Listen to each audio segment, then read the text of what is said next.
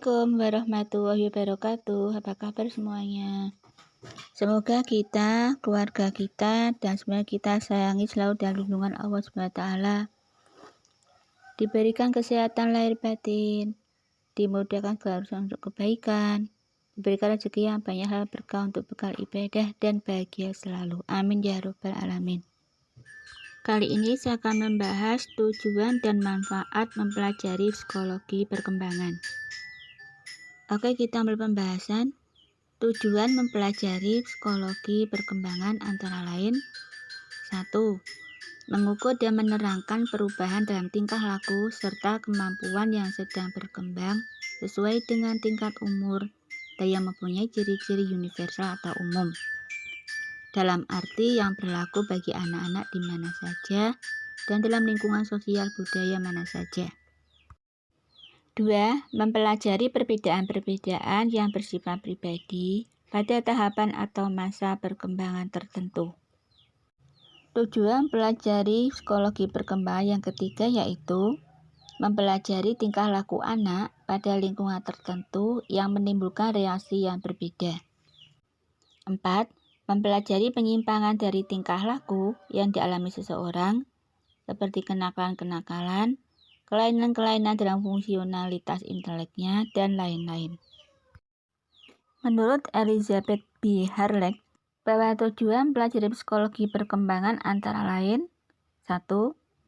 Menemukan perubahan-perubahan apakah yang terjadi pada usia yang umum dan yang khas dalam penampilan, perilaku, minat, dan tujuan dari masing-masing periode perkembangan. 2. Menemukan kapan perubahan-perubahan itu terjadi dan apa penyebabnya. Tujuan mempelajari psikologi perkembangan menurut B. Harlech yang ketiga yaitu menemukan bagaimana perubahan itu mempengaruhi perilaku.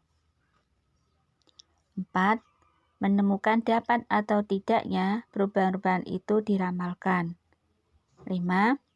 Menemukan apakah perubahan itu bersifat individual atau umum, atau biasa disebut dengan universal. Oke, sekarang masuk ke manfaat mempelajari psikologi perkembangan. Menurut Seifert dan Hafnang, bahwa manfaat atau urgensi mempelajari psikologi perkembangan antara lain 1. Pengetahuan tentang perkembangan dapat memberikan harapan yang realistik terhadap anak dan remaja. Misal, memberitahu kita kapan biasanya anak mulai berbicara dan kapan anak mulai mampu berpikir abstrak. 2. Dapat membantu kita dalam memberikan respon yang tepat terhadap perilaku anak. 3. Dapat membantu menjawab pertanyaan-pertanyaan yang berkaitan dengan arti dan sumber pola berpikir, perasaan, dan tingkah laku anak. Manfaat belajar psikologi perkembangan yang keempat, yaitu dapat membantu kita mengenal kapan perkembangan normal yang sesungguhnya dimulai. 5. Dapat membantu kita memahami diri sendiri, memberi wawasan dan pemahaman sejarah hidup kita sendiri sebagai bayi, anak, remaja, dewasa, dan tua atau lansia. Singkatnya, akan memberi banyak informasi tentang siapa kita, bagaimana kita dapat seperti ini, dan kemana masa depan akan membawa kita. Beberapa pendapat dari ahli bahwa urgensi atau manfaat mempelajari psikologi perkembangan antara lain 1. Untuk mengetahui pola tingkah laku individu itu sesuai atau tidak dengan tingkat usia atau perkembangannya.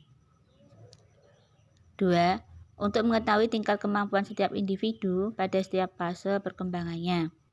3. Untuk mengetahui kapan individu bisa diberi dorongan tertentu pada tingkat perkembangan tertentu. 4. Dapat membantu dalam menyusun pedoman dalam bentuk skala tinggi berat, skala usia berat, skala usia mental, dan skala perkembangan sosial atau emosional anak. 5. Bagi orang tua dan guru dapat memberikan bantuan dan pendidikan yang tepat sesuai pola-pola dan tingkat perkembangannya. 6. Dengan mengetahui pola norma perkembangan, memungkinkan para orang tua dan guru untuk sebelumnya mempersiapkan anak menghadapi perubahan yang akan terjadi pada tubuh, perhatian, dan perilakunya. 7. Khusus bagi guru, agar bisa memilah dan memilih dalam memberikan materi dan metode yang sesuai dengan kebutuhan anak. Cukup di sini pembahasan tentang tujuan dan manfaat atau urgensi mempelajari psikologi perkembangan. Terima kasih bagi rekan-rekan yang sudah meluangkan waktu untuk membuka channel ini, yang sudah tekan tombol like, subscribe, dan jangan lupa aktifkan tanda lonceng agar tidak ketinggalan video-video saya yang lain dengan materi-materi yang berbeda. Tetap semangat dalam situasi dan kondisi apapun, semangat. Sampai jumpa lagi.